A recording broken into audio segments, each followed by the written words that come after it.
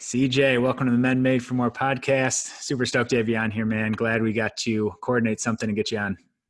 Yeah, Dave, appreciate it. Yeah, it's gonna be fun. So let's start by having you give listeners an overview of your story, personally, professionally, where you're at, and what you're up to. Go way far back, I guess. Personally, I'm from a little tiny town in Illinois. Played all kinds of sports growing up, and then ended up at Carroll University, same school as Dave here, and probably a bunch of guys that are going to be watching this. Played football there.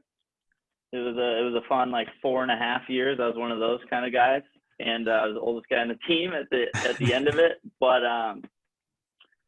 yeah, and then after that, what happened? Let's see. I decided to go to grad school.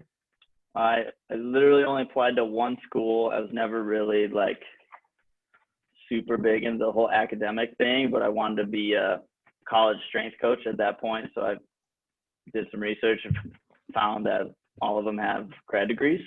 So I applied, I got in, and then did 2 years at the University of Louisville there, working with their sports performance department, basically all the teams except men's basketball and football.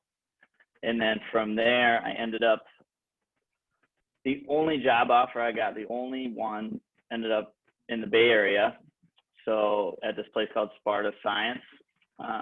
Really good experience there as far as getting an introduction to a new technology that came out, as well as training athletes every day from high school, college, and pro athletes. And then if you fast forward till now, this is my 5th year in business. So I did 2 years at Sparta Science, and then I've had my own business for 5 years. And then, let's see, I've had Sparta Science. I'm using their product within my own business now for the last 3. And Sparta Science, and this was a really cool opportunity for you. And I know something that's been pretty impactful for how you work with, everyone from athletes to everyday individuals in terms of the assessment process. You want to touch a little deeper onto some of that, because I think that'll help set some context for where we're going to go with the conversation today. Yeah, so Sparta has this giant database of trials throughout the world of balance, plank, and jump, and they're all done on a force plate, which is, I guess, a real easy way to think of it as a super fancy scale that measures how you produce force. And then they standardize the testing process of a balance on your right and left leg, a plank test, which is just an upper body plank on one arm with your leg spread, and then a jump assessment. And then from there, you basically can create, it quickly compares you to that giant database. There's over 2.5 million trials of just the jump test. So it's a pretty robust database there. And then it pulls it back. They have, I don't know all the lingo, but they have machine learning and all this going on behind the scenes. And then it pulls it back into a simple bar graph form where I can quickly use that information and then make changes as needed for any athletes there and see where their injury risks are too. And the data, so you get a certain amount of numbers, and those numbers show balance across the different things you're testing. Yeah, so there's certain thresholds you want to be above. So just an example would be the balance between right and left. It's going to show a bar graph with a score on top of it. You want both to be above 48 to be at low injury risk. Generally, a really good score would be mid 50s. And then the cool thing about Sparta is they're using all this data and running studies every year. So it's pretty impactful stuff that you can show an athlete or client. So an example would be if you're below 48 on either side, you're 5 times more likely to have a knee injury. And it's just a simple 2 reps, 20 seconds each side, standing on one leg. So it's your balance compared to 2 million other people's balance, and see where you kind of sit there. And I think even more than the score too, there's got to be things that the test reveals that you can't pick up with your eye too, because we do a lot of things visually, but I'm sure there's things, some of those subtle things that might not be picked up. Yeah. Do you see a lot of that too? Yeah, so super sensitive piece of equipment, what a force plate is, it's literally measuring 1,000 data points per second. So your eye can't see all that stuff. I guess a really good example that I've seen in the past years would be an NBA player came in to train. He missed 25 games the previous year of an ankle injury. He came in, did his balance. His right side was low. Okay, whatever. It's kind of your first assessment. There's not much you can pull from it. He goes on vacation, admittedly doesn't do anything I gave him to do, but then came back, we did the balance again the next week, and his right side actually got lower. So you can't tell from the eye like these small little minute changes, but it sparks a conversation of he already knew that right side was low because he missed 25 games with that injury. But then it sparked a further conversation of, oh yeah, I broke my foot in college. That same foot, which happens to be the dominant foot that he jumps off of. So it allows the conversation to be like, okay, let's rewind a little bit and really start focusing on your foot and ankle before we start doing anything crazy. And then the other thing is it also builds a large amount of buy-in from the athlete. It's like, whoa, okay, that makes a lot of sense, and it's really quick, and we can use that information right away. You got the cops coming for you? What the heck? Ignore the sirens; they're not coming for CJ. So that's cool though. With balance talks, that's what I think about when we see things, and because we do a lot on movement assessment. When we first started talking about this and you got into it, it sparked some cool conversation because, okay, looking at balance is one thing, but let's take someone jumping off and landing, which is important for high level athletes, absolutely, but runners, it's important for everyday, like CrossFitters, it's important for. I mean, regardless. Absolutely. Being balanced in those areas, we can see you take off and we can see you land, and we might see the glaring things like knees coming together, you're landing with your heels way up or not in a good quarter squat position, but we can't see how much force are you pushing off when you jump. Are you shifting to one side or the other? And these are all things that you can pick up on with the athletes you work with, and you use that for buy-in as well, you said? Yeah. So it just, with kind of the pro athletes that I'll assess them every single week. And doing that, understanding that they're going to get worse sometimes. So the conversation isn't always a positive one. It's kind of one that's like, okay, this is just a process. We need to gather as much data as we can. But also them knowing it's kind of the old thing, like you're going to get worse before you get better. And it really helps with buy-in, and it's not so much focused like weight on the bar, even though we do lift pretty heavy. But that's not the end goal. It's more about moving better. You're still producing force at a high level, but doing it as efficiently as possible. I think when you mentioned weight on the bar, I think that's a problem with a lot of people's programs, is that there's really not that much objective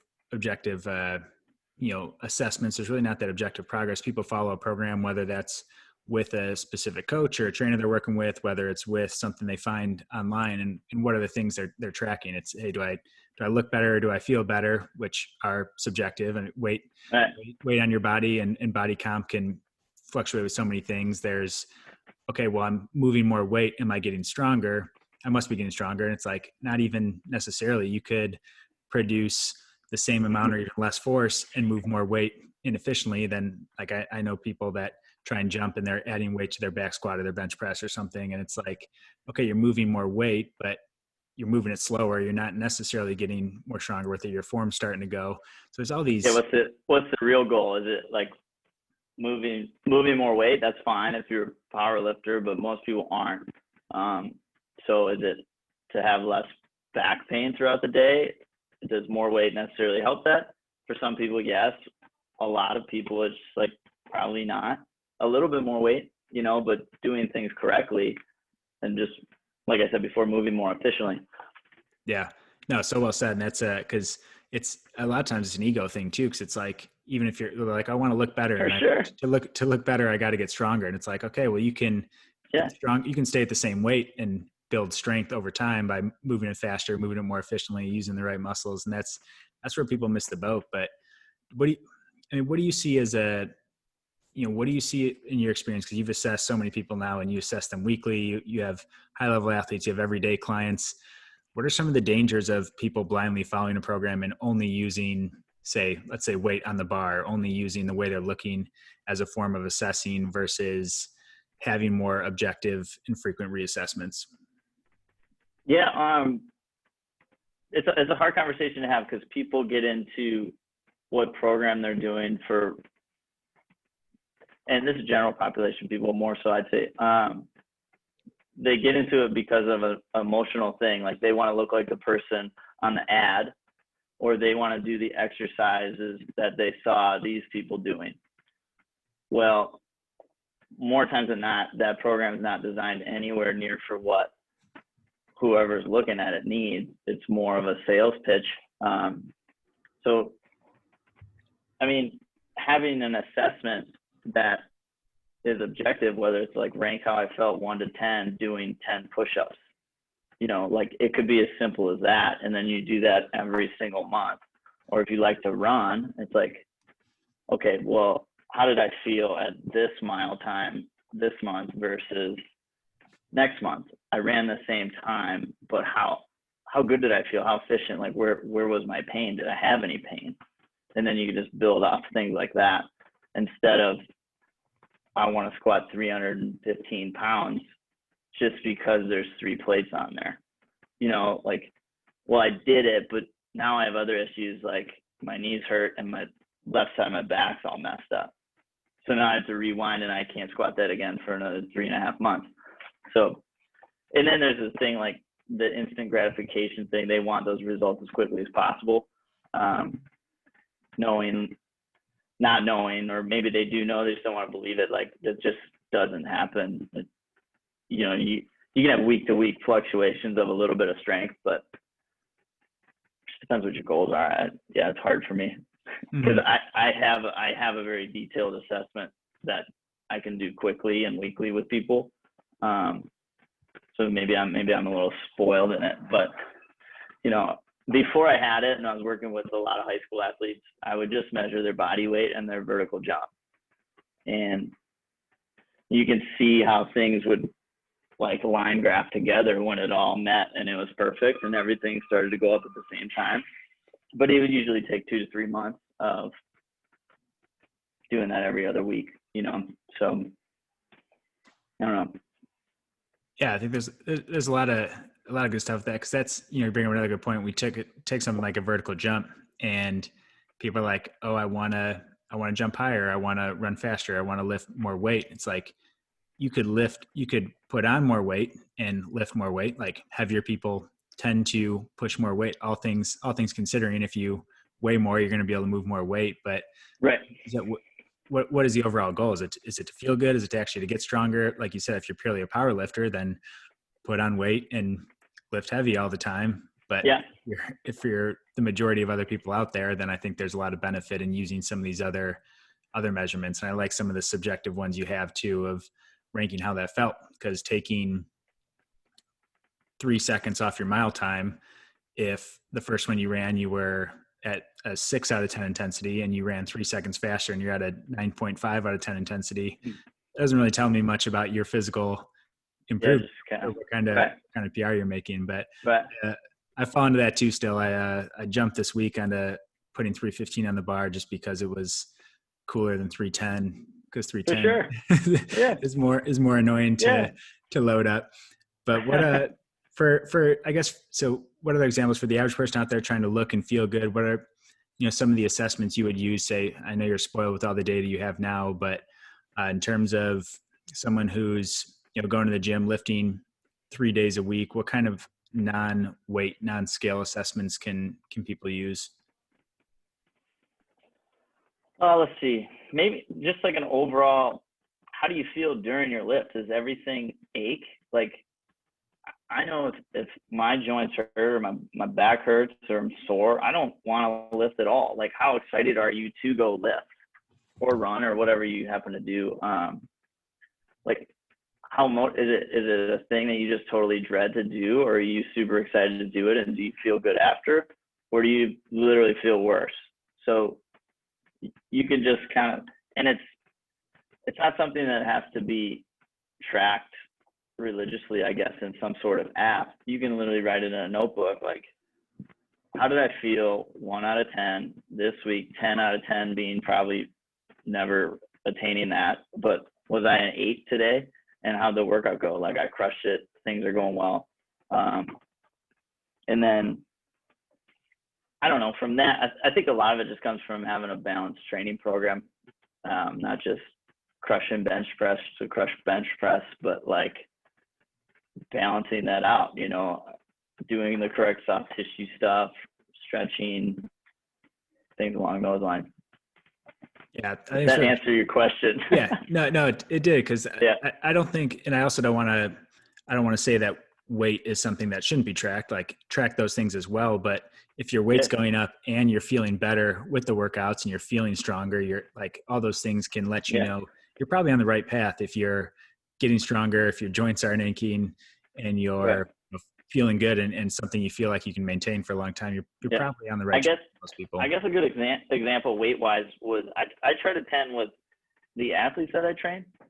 I tend to hover around, and this is like after a warm up, hover around like a 6 to 8 out of 10, whether they're squatting or doing a TRX row. Like, how low are we going? How hard is it? Like a 6 to 8 out of 10. Because a lot of the athletes I train don't want to get so sore that they can't go do their sport. So there's like a fine line there between crushing them too much and then they're bad, but also getting the right stimulus there to get them a little bit stronger, moving better. So all of a sudden, as the weeks go by, that 6 to 8 could be 85 more pounds on the bar. It's like, how do you feel during the 6 to 8? It's like, whoa, there's a lot more weight on there. You know, a lot of the times, even with the high school kids, I don't even tell them what the weight is because they just get scared of it. And they're high school female volleyball players most of the time, so they don't even, oh my God, 135 pounds. No way. So, but all of a sudden, all of a sudden, like we have some girls that can deadlift 250. They don't even know what the weight is though. It's just on there and they just lift it and it looks good. I'm like, keep going. You know, you don't want to freak them out, but it's just I'm a lot more process oriented than I used to be probably, but and I've never been like the strongest guy in the room either, so that I'd probably bias towards that of like not caring as much about how much weight's on there. And for me, I have this force plate system. I can see if their force production is going up or down if it's going up at the right pace, or what do we need to do? It's not so much about back squatting. You know, I mean, I can go off in a tangent, but I mean, I have a linebacker client that's in the NFL. He can back squat 500 pounds, no problem, perfect rep. But the problem is his force profile would show that he doesn't need to back squat. So there's two things here. I need to convince him to pull that out of his program and know why, and have a piece of data that shows him why, but also convince him that strength and power isn't going to go anywhere, because he's been brought up that kind of that back squat for his position is probably the most important lift he could ever do. But now he's at such an advanced level, it's becoming the thing that's putting him more at risk for injury. So he's so good at it, and if he developed it, he could probably back squat 650 if he wanted to. But it gets to the point where is that harming what he does for a living? In the same facility, I see defensive linemen and other linebackers that could back squat 650, 700 pounds, but the problem is they're 340-pound athletes. So it's like, it's not even that impressive, really. And the same guy can't even step backwards and touch his knee to the ground. So it's like, we're just chasing weight room numbers here, or are we actually, there's like a health and performance continuum. Some of these guys are so far into their performance that they can't even stretch. They can't even bend over without pain. But they could play pro football somehow, which is interesting, you know? Yeah, really crazy. I think that's, you know, it's really cool. You have that data right in front of you, and you can really better chance to create buy-in with that. But we look at a lot of people that fall in the same boat. They have a lift they're strong in, maybe, or a movement they're strong in, or maybe they're, you know, look at runners running endurance runners. They're strong in the endurance world, but Right. there's no real balance across these different things, and they're just doubling down on the things they're already strong on. And like you said, there's some people that we used to do the same thing all the time. Like, what are we good at? Let's do that because Yeah. it's more fun. Like, if I would have done more single leg stuff in college, like I would have been way less injured. It just wasn't in our program.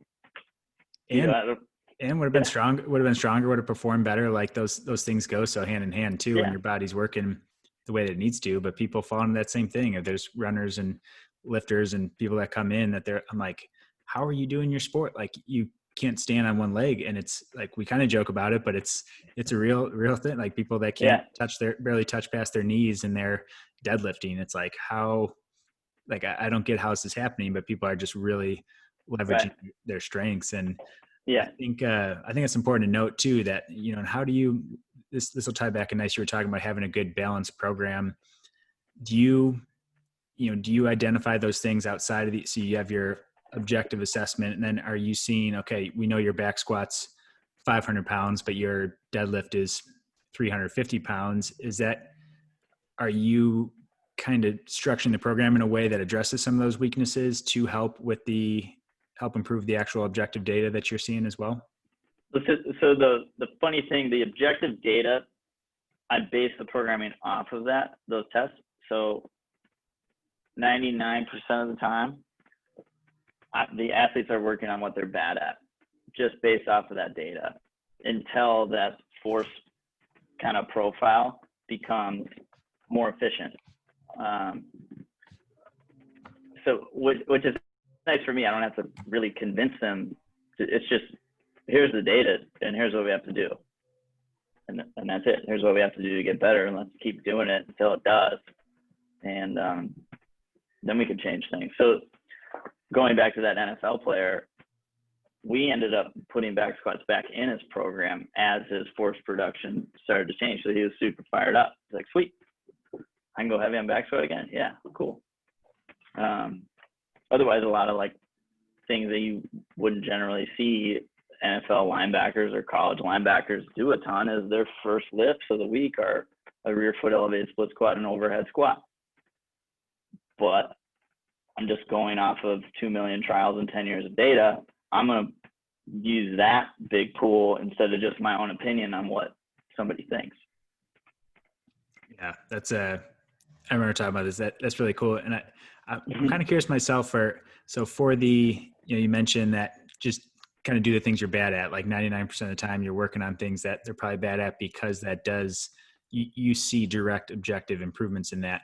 For the people that don't have access to the same degree of data, how much other programs should they work on things they suck at, and how long do they stick with that before mixing some of those things back in? I know this is super loaded and general question for you, but any words of wisdom on that side of things? I think it goes back to tracking something that isn't just weight on the bar. So something like balancing on one foot. I was just listening to a podcast the other day. I don't even remember who it was, but the guy on there says he stands on one foot when he brushes his teeth and he alternates every day. I think it was a pro golfer. But like something as simple as that, like, can you stay on one foot the whole time you brush your teeth? That's a pretty good, like, you're moving around and you have to have pretty good balance to be able to do that. Like if your balance sucks, you just got to work on it. You know, physically, every time, say someone's balance is bad, when I test them, they say, well, how do I make it better? I said, you got to come in and train. Just come in. Because we work on this stuff every day as we have a little balance block, a stability block, and then like as you go through it, it's going to get better. Like working on stuff with your eyes closed. Like, how does that feel? Yeah, just like sometimes it sounds too simple, but it's so simple that it's really easy to not do too. It's the same as like eating your vegetables. You just have to do it. Something like that. Yeah, we overcomplicate a lot of things, and for most people, it's like, hey, start here. Your balance sucks. Start working on your balance. But when you run into a plateau with it, that's where having some outside help, getting some more variety in your program, getting a more detailed assessment on those things can be super beneficial too. Mm-hmm. Yeah. And that's I know you talked about some other things too. We can take obvious things like balance or those things. What what other strategies do you have? You mentioned before, like warm up, soft tissue work. What strategies are you regularly using that can help people with, we talk about the subjective, objective measurement of like, how do I feel today? How do I make myself feel better, make my joints feel better? What are some of those other strategies that you do with the athletes you work with? So I guess the first thing that comes to mind is like a proper warm up, and that proper warm up could probably be different for everyone. So I take most of the people through the same warm up. So there's a rollout, activate, and a stretch, and that rollout portion is with a PVC pipe roller and a golf ball and a lacrosse ball. It's not kind of that pillow soft foam roller. But those are more for like the over stiff athletes. Those are the more advanced people that are already pretty strong. So you need to kind of loosen them up, get them going, get some blood flowing. A lot of like the high school girls or general population people that come in, they don't need as much rolling out. They need a lot more stability work to get things realigned, to activate these muscles that we want to get going. And then you move from there into your basic strength work. I don't know where I was going exactly with that, but what was the question exactly? No, I think that answered most of it. I guess Okay. Warm up, cool down strategies that can help, because we talk, one of the big things for the general population, at least, and this applies to the athletes as well, is are you able to sustain your training? Are you able to week in, week out, get stronger and also feel better, less joint pain, less aches, less back tightness, those things. Yeah. Some of the rolling strategies are good. Any other like cool down strategies, any other things that can help facilitate and foster some of that? Cool down, not as much really. The biggest thing is just showing up, like consistency in what you're doing. Whether I don't know, if you're into yoga, you got to do yoga, to get better at it. You can't just like do it every once in a while. It's not a once a week thing to do, whether you're a pro athlete playing football, basketball, baseball, or you're a mom that wants to get more fit to play with her kids more. You can't just do something once a week. It could be just little bits of every day. It could be 15, 20 minutes of balance and like some glute bridges and wall sits. Like we talk about overcomplicating things. Like there's some really, really simple things in there that can reduce pain and make you stronger without any weights. You don't even have to leave your house. So it is finding something you can do that you generally like to do. It doesn't have to be all stuff you suck at. Some of the stuff needs to be, because you're gonna stay bad at it, and you probably need to do it. But just being consistent with it, and then also knowing that it's probably not just gonna take 4 weeks. It could take 30 weeks to like really see, like do something for a year, and then let's talk about it. Don't talk to me every month about you're not seeing gains, you're not seeing this, you're not seeing that. It's like running a business. I don't know. It's not just going to explode the third day in. It's like doing a podcast. Like you're not going to be famous like the first day, unless you already are, I don't know. But no, you get a lot of feedback from like high school parents and high school athletes. They're just like, oh my gosh, like how come my daughter's not jumping higher? Well, she's only been training for 3.5 weeks, once a week. Like, I don't know what you want me to do. Here's the data. I'll just show you. Here's why. She doesn't show up. Like this force plate is not magic. It's not going to make you jump higher just by trying it a couple times. I wish it was, because I would be the best one. Yeah. I'm on it all the time. It's like, it puts me down every time I have a cheeseburger or something. Yeah. It's humbling.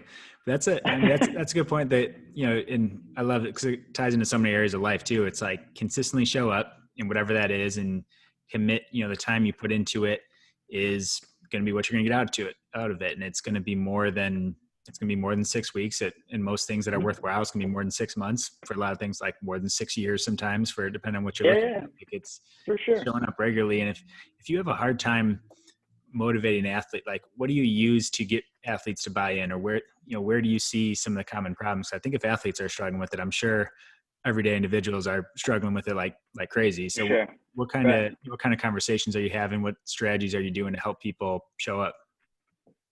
It's so hard because everybody's completely different. From general population, especially athletes, they're all from different parts of the country, different parts of kind of economic backgrounds, family backgrounds. And it takes a long time for me to just, first of all, build trust in me and then the force plate system and kind of my whole process there of them coming in enough to see some type of results. So it's tough. Generally, like the objective results take care of themselves. So it's not just my opinion of like, oh, dude, I think we're getting a lot better. It's how'd your tests go? And then how do you feel on the quarter field? And if they're both lining up, people start to get a little more excited about what they're doing. So yeah, there's no like specific strategy or anything like that that comes to mind. It's just explaining the process and then just trying to get them to come in. I don't know. Yeah. Monday, Wednesday, Friday. What do you want to do? Let's do it. Commit to it. And I think, I mean, I think you replace the field for athletes with picking up your kids with, bending down without back. I think there's other ways that can tie in, but giving enough time to see change. And how long, do you have recommendations on how long someone should stick something out if they're getting no results, when to know when to pivot and maybe seek some more help, seek some more things versus like sticking through with it? I try at least like 2 cycles of something. So that's generally like 6 to 8 weeks. So a lot of programs go like month to month, but if you're not seeing anything after that second month, I don't know, you probably should try to like maybe try something else, especially if you've been really consistent with it. You just have to be honest with yourself. Is like, did I really try the first 2 weeks? So if you're putting a ton of effort into whatever program you're doing and it's not working, by the end of that second month, you're not seeing anything, like nothing, then maybe reevaluate. Let's see, the kids here, we test them so much. It's usually that like third assessment, they start to get better. So you get a little worse and then it starts to kind of prop up there. But everybody's different too. So you'll get some athletes, it takes like 40 days to get them their force plate scan to change. And it's just, you're literally like reconditioning how they move and how they produce force. So it's tough. Everybody's different, but I'd say just a really general thing would be like, if you're getting into that third month, that second month's done, and it's like banging your head against the door, and you probably won't even like it anymore anyway. So you might as well just try something else. Right. I think that's a good I tend to say for most things in life, it's like, give it a quarter, give it, 90 days to work on whatever that is, work on improving yourself. But I think tying back to what you were saying earlier, that's where having some of these even simple assessments can go a long way of, how do I feel? Like, how do I do those things? If you're on the right path, you might not go we don't expect 90 days to be like, oh, I'm a professional athlete now, but you should be feeling some improvement and, okay, this is at least trending in the right direction. If it's not moving at all, then it's like, okay, I gotta pivot here. Right. Example would be, so the NFL client I mentioned last time, the linebacker, I don't train him on a day-to-day basis. I go check up on him with the technology monthly. So our first month was March, and then we do 2 or 3 sessions. I teach him all the stuff I want him to do, and it's basically a remote program from there, along with what he's doing with the facility that he's training at. So I went and assessed him. The next month, April, I went and assessed him. Nothing changed. Literally, like 1 or 2 things, but nothing program-wise changed. He actually jumped a little lower, like, whatever, and then it's just a conversation. Like, what are you guys doing at the facility? And then when are you able to fit my stuff in?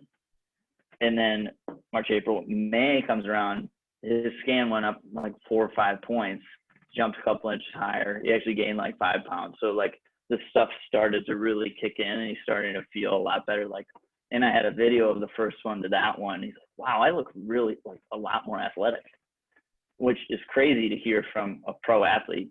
Like, really? Like, you're pretty athletic. And if he could see with his eye and feel it, like, you're bought in right there. Then May, June, July, August, September, so it just takes time. Like you gotta really invest time into it and believe in the process. And when like things are down a little bit, just continue showing up. Like, this is what I gotta do. I gotta stand on one foot and brush my damn teeth today. Yeah, do it every day. Yeah. I'm curious too, for you, with working with these athletes, how do you manage, because there's so many different factors, and a lot of people have, they have their hand in thing. You got a lot of different chefs in the kitchen, if you will, a lot of different people with their hands in it. Of how are you managing the data with, you're giving the workout programs, they're maybe seeing you, but they're also like, what's going on with their nutrition, what kind of conditioning work are they doing, what's their recovery look like, how are they sleeping, how they stress? Are these conversations that you're having, or are these like a lot of, more of a team approach that you're communicating with these other professionals on, or are these conversations being had at all?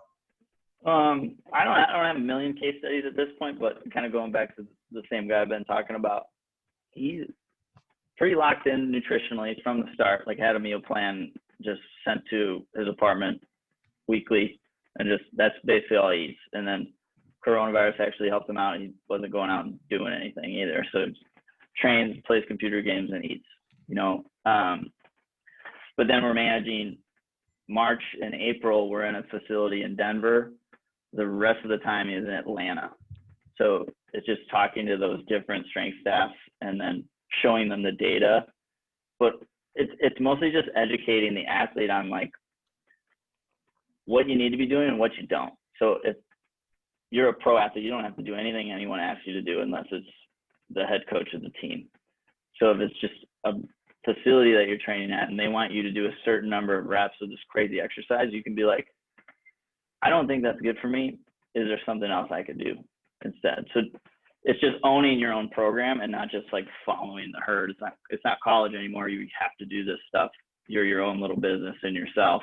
Some of them really big businesses, but and the facility this guy was training at in Atlanta, there was probably like 12 other NFL guys, and they were just crushing workouts, like 2-hour lifting sessions, and is not necessarily the best for the guy I was working with. And a little bit of knee pain started showing up. They were doing all this crazy conditioning, like lifting 5 days a week and doing 4 days a week conditioning. It's not like a smart way to go about training anyone, really. But rewinding it, just educating the athlete or your client on, this is why we're doing things. This is what will hurt your assessment. These are the things that'll help you. And then at the end of the day, it's all about how do you feel playing football. This isn't a competition of who can lift the most. Doesn't even matter. There's a reason why they don't do the combine with active NFL players, because it doesn't matter. Like, who cares? You're fast, you're slow, you played football well or not. Yeah, that's there's a lot of good stuff in there. It brings me back to personal story I want to have here is you helped me so much going into our senior year. You really had to work on me to change some old habits. Yeah. So when we're talking going into our senior year playing college football together, and with CJ's strength training background, he took over, let him take over my off-season programming. And that was moving from 5 days a week of more like volume bodybuilding, powerlifting combo type stuff to only lifting 3 days a week and a little more field work and some more mobility work and brain activation stuff, sprinting, doing those things. Yeah. And that was a hard sell for me. And it's because this stuff's so ingrained. If we think, I'm like 5 to 6 days a week of 2-hour workouts in the weight room, trying to bulk up and put on muscle like we're told to do. And that was a totally different shift for me, but I not only got a ton faster, I don't need to talk now. You got way stronger. It's crazy. Got stronger too from lifting 3 days a week. And it's just so hard for people to let go of this more is better type of thing. And I see it time and time again. If we take things out, and it actually creates people moving better and feeling better and getting stronger actually too. It's just this mental attachment to it. And I just wanted to, funny because it brought me back to that too, because less can be more in so many ways too. And you can see improvements across the board. I'm sure you see that with some of the athletes you're working with too. Oh, everybody, every single person. I don't know how many times I've had to tell people like not to go to SoulCycle class. you know, athlete wise. And it's just like, what are you doing? It just always, you're ingrained as a little kid. You always have to be doing something when like that something could be taking a nap instead. You know, like eating properly is like just as important as their training. Get rolling out your feet before we get going is just as important as the back squat we might do that day. So it's like not missing out on those little pebbles that could become like really big problems if you skip them every day. Yeah. And again, people want to do the big like heroic type step forward, these big leaps forward, when it's like, instead of going to, like you said, Soul Cycle and Orange Theory, doing HIIT workouts at home 7 days a week to try and outrun your bad diet, like make a couple small changes to your diet, and then you'll see all the results you're after too, which is probably to look better and to feel better. Like for most people, that's, a big piece of it. Make these small changes and those things add up over time. For sure. Crazy. Yeah. Good stuff, man. Yeah, as we wrap up here, the few of the takeaways that I had from here, and I'll let you see if there's anything you want to add. But as I was writing some things down, I think that, a couple of things that stood out to me from the things we were talking about is having some kind of frequent and objective measurement, something as simple as, how does that feel? How am I feeling today? Because I think without those objective measurements, a lot of people are really kind of wandering on if they're really making progress in the right areas. Another thing, work what you're bad at, whether it's 90% of the time, whether it's at least 50% of the time. Just start working on more of the things that you are bad at, and that will help create more balance in the areas of training.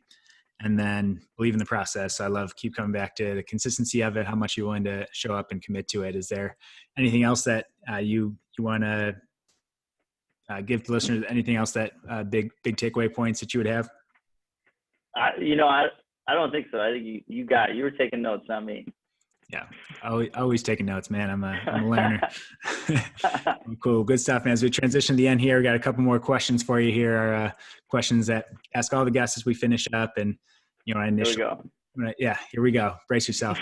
When I initially approached you about it too, wanted to, I love the health and fitness side of things. You and I geek out over the strength and conditioning side of things all the time, but also want this to be, a place for men out there that are aspiring to grow, and whether that's fitness related, health related, whether it's, career related, any area of their life. There's a lot of misbeliefs out there of having to have it all together, and the macho side of being a man, and the outward appearance of comparison with what other guys are doing. And we look at someone like yourself from the outside, and it's like, staying fit, you're working with professional athletes, you're doing all these really cool things with your business. And it's easy to look from the outside and be like, you got it all together, you got life figured out. And you and I would both know that's couldn't be further from the truth as we talk through things. And would just love if you could be real with listeners. What's a challenge you are currently facing, or you faced in the past, that was a struggle or a barrier or something that ended up being a catalyst and a jumpstart, a growth for your overall improvement as a man? I guess first thing that comes to mind is like earlier when I first started my business, it was 5 years ago, when someone decided not to train with me. Say you're in like the pitch process, you've done an assessment, maybe you've done a 2 free sessions, and then they just decide to go elsewhere. I would get pissed. I'd be like, are you dumb? Are you dumb? Like, I've shown you so much. Like, I've put a lot of time into you, and you just want to go do something else. So instead of, I don't really get angry anymore. I just shake my head a little bit, and then just train the people who are coming in, and like do the best you can with what you got. Just try to stay like as even keel as I can. I think I've always been like that. Sometimes it comes off as like I'm in a bad mood or something, but I'm just like, just keep it rolling. Like the all-star baseball player goes 3 out of 10. Like 3 hits out of 10. You don't just hit the ball 3 times. I don't know how to explain it. Just like keep showing up, be consistent, and like don't get too high on the highs and too low on the lows, I guess. I love that. And that's when we talk being consistent. That's a easy rule of thumb of people that it's like when they get super high on their wins and drop super low on anything that doesn't go their way, it makes for a tough path to stay consistent throughout it. So that's really cool. Yeah. So last question for you. Where our hypothetical scenario, you're leaving your favorite coffee shop in LA. There, you're hitting up all the good craft coffee spots, and you run into younger CJ of 10 years back. So that's probably like out of college, getting ready for grad school. CJ, fresh. You only got 60 seconds to talk with them. You're on your way to an important day with clients. What advice are you giving to him, and what are you saying to him? You kind of prepped me for this question, and I was thinking about what I wanted to say, and I just don't feel like that old yet. I feel like I'm just getting going. I just turned 32, so my 22-year-old self, I would say this to any kind of younger kid. I remember being 22 and thinking like I was ready. I was ready to coach whoever, and I didn't know a damn thing about anything. And so I guess the advice would be just like, if you wanted to go try it, just go try to get in and try it. Meet as many people as you can. I've always been a little bit on the shyer side with doing presentations, talking in front of people, podcasts, things like this. But if you really want to do something, just like go try it out. If you don't like it, go do something else. Like the last 10 years have flown by. I've done a lot of different things, and I've lived in a lot of different places. Like I'm glad I've went to every single kind of stop in the road, and it only kind of makes things better for where I'm at right now. Like who would ever thought you would be in San Diego? Like no freaking way. I've never been to California until I took a job at Sparta. Not 10 years ago, wouldn't think so. That's for sure. Probably 5 years ago, maybe it was starting, but it's cool to see how your journey specifically has come together, and knowing you personally for a while, it's been fun to see you just taking control of every opportunity and just not you're like, I don't know if this is the right thing, but instead of over contemplating, it's like, I'm gonna jump in and try it. It seems right now, and then you find out, nope, that's not a path I want to go down, or it sures up the path that you are going down. So it's been super cool to see. Last thing here, man, where can people find you? What things can you offer for either people in the area, athletes, non-athletes, and what kind of what you're up to and where people can locate you? So I run my business and I direct the performance at Vibe Volleyball Lab in El Segundo, California, which is just north of Manhattan Beach and right near LAX. I guess I'm on Instagram the most. It's at Coach Siege, Coach CEEJ. And then my website is tacticperformance.com. Awesome, my man. For those in the area, definitely go look CJ up. Appreciate you coming on, man. It was a lot of fun and a lot of good information. So thanks for taking the time out of your day, and thanks for sharing that. Hey, appreciate it, man. Thank you.